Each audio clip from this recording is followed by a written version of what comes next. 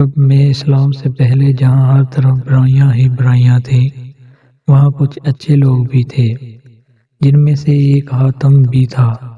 حاتم کے بارے میں بے شمار کہانیاں بیان کی گئی ہیں، جن میں سے اگر مبالغہ نکال بھی دیا جائے تو پھر بھی حقیقت یہی ہے کہ حاتم کی سخاوت ضرب المثل ہے۔ اسلام میں حضرت عثمان رضی اللہ عنہ کی سخاوت مثالی ہے۔ ان کے بارے میں بے شمار واقعات مشہور ہیں۔ یہ حقیقت ہے کہ حضرت عثمان غنی رضی اللہ تعالیٰ عنہ کے مال و زر اور عطیات و سخاوت کی وجہ سے اسلام کے پھیلاؤ میں بڑی سہولت پیدا ہوئی۔ حاتم کا تعلق طے نامی ایک قبیلے سے تھا، اسی کی نسبت سے اسے حاتم طائی کہا جاتا ہے۔ وہ یمن کا حکمران تھا۔ یمن کا علاقہ عرب سے جڑا ہوا تھا۔ عرب پر ان دنوں نوفل نامی بادشاہ کی حکومت تھی۔ وہ حاتم کی سخاوت اور علاقے میں مقبولیت سے بہت پریشان تھا۔ اس کی سخاوت سے محض یمن کے لوگ ہی فائدہ نہیں اٹھاتے تھے، بلکہ اس تک پہنچ جانے والا ہر شخص اس کی سخاوت سے فائدہ اٹھاتا تھا۔ بہت سے لوگ تو محض اس کا امتحان لینے ہی اس کے پاس چلے جاتے، اور وہ ہمیشہ ہر امتحان میں کامیاب ہوا۔ ایک مرتبہ کسی کو معلوم ہوا کہ حاتم طائی کے ذاتی استعمال کا گھوڑا بہت قیمتی ہے، کیوں نہ وہ حاصل کیا جائے۔ چنانچہ ایک شخص اس کا امتحان لینے پہنچ گیا۔ حاتم اس روز شکار کرنے کے لیے نکلا ہوا تھا۔ اتفاق سے اس روز اسے شکار بھی نہیں ملا۔ جب وہ واپس پہنچا اور اسے معلوم ہوا کہ کوئی مہمان اس کا انتظار کر رہا ہے تو اس نے اپنے ملازمین سے کھانا تیار کرنے کا حکم دیا۔ ایک ملازم نے کہا، سرکار، آج کھانے میں گوشت کا سالن نہیں بن سکے گا کیونکہ تازہ گوشت نہیں ہے۔ حاتم کی غیرت اس بات کو گوارا نہیں کر سکتی تھی کہ اس کے دسترخوان میں مہمان کے لیے گوشت کا سالن بھی نہ ہو۔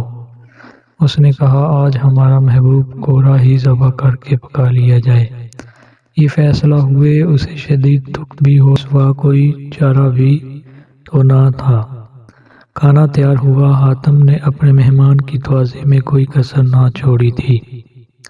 مہمان بھی بہت خوش تھا۔ صبح جب مہمان کے جانے کا وقت ہوا تو مہمان نے رخصت ہونے سے قبل اس کی مہمان نوازی کا شکریہ ادا کرتے ہوئے کہا کہ اس نے حاتم کی سخاوت کی بڑی شہرت سنی ہے، اگر وہ اپنا پسندیدہ گھوڑا بھی اسے عنایت کر دے تو بڑی بات ہوگی۔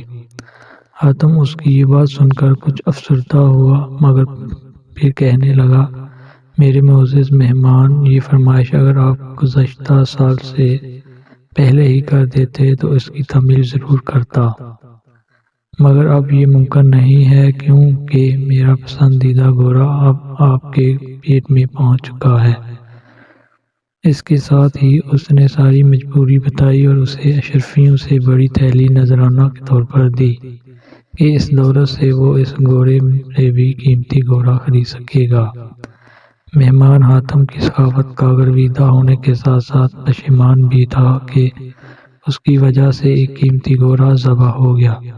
اس نے اشرفیوں کی تحلیل لینے سے انکار کر دیا، مگر حاتم نے کہا، یہ آپ کو رکھنا ہی ہوگی کیونکہ میں اپنے مہمان کی فرمائش پوری نہ کر سکا ہوں۔ حاتم سخی ہونے کے ساتھ ساتھ بہت نرم دل بھی تھا۔ اس روز اسے اس بات کا ملال ہو رہا تھا کہ وہ اپنے مہمان کی خواہش پوری کرنے میں ناکام رہا ہے، جبکہ مہمان اس کی نرم دلی اور سخاوت کے گن گاتا ہوا اپنے گھر چلا گیا۔ ادھر عرب کا نوفل بادشاہ سوچ رہا تھا کہ اگر حاتم کی سخاوت اور مقبولیت اسی طرح بڑھتی رہی تو پھر لوگ اس کی طرف جائیں گے، کیوں کوئی اس کی طرف نہ آئے گا۔ اس نے ایک بہادر اور طاقتور سپاہی سے کہا کہ وہ حاتم کو قتل کر دے، اس کے عوض اسے بھاری انعام ملے گا۔ حاتم کیونکہ نیک دل اور سخی انسان تھا، اس لیے وہ اپنے ساتھ محافظ نہیں رکھتا تھا، کیونکہ وہ جانتا تھا کہ موت جب آنی ہے تب ہی آئے گی، اور جب آئے گی تو کوئی محافظ اسے بچا نہیں سکے گا۔ بادشاہ نوفل کا بھیجا ہوا سپاہی ایک مہمان کے روپ میں حاتم کے محل پہنچ گیا۔ ایک رات جب سب لوگ سو رہے تھے، وہ سپاہی خاموشی سے حاتم کی خوابگاہ تک پہنچ گیا۔ اس نے دیکھا کہ حاتم گہری نیند سو رہا ہے، تو اس نے اپنی کمر سے بندھے خنجر کو نکالا اور پوری طاقت سے اس پر وار کر دیا۔ عین اسی وقت حاتم نے کروٹ لی اور سپاہی کا نشانہ چوک گیا اور وہ حاتم کے اوپر گر گیا۔ حاتم اس دوران نیند سے بیدار ہو چکا تھا۔ اس نے اپنے مہمان سپاہی کو قابو کر لیا اور اس سے پوچھا کہ اس نے ایسا کیوں کیا، کیا اس کی مہمان نوازی میں کوئی کمی رہ گئی تھی؟ سپاہی نے حاتم کو صاف صاف بتا دیا کہ وہ یہاں کس لیے آیا تھا۔ حاتم نے اسے کہا، مجھے قتل کر کے اگر تمہیں دولت ملتی ہے تو فوراً قتل کر دے، اس سے پہلے کہ میرے ملازم آ جائے اور تم مجھے مار سکتے ہو۔ میں مزاحمت نہیں کروں گا۔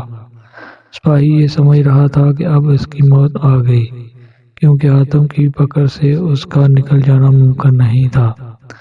حاتم کا یہ رویہ دیکھ کر سپاہی کہنے لگا، حضور مجھے معاف کر دیں، مجھ سے بہت بڑی غلطی ہوئی ہے۔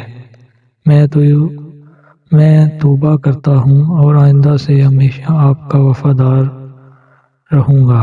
حاتم نے نہ صرف اسے معاف کر دیا بلکہ اشرفیوں سے بڑی تھیلی بھی دی، کیونکہ اسے یہ گوارا نہیں تھا کہ اس کا مہمان اس کے گھر سے خالی ہاتھ جائے۔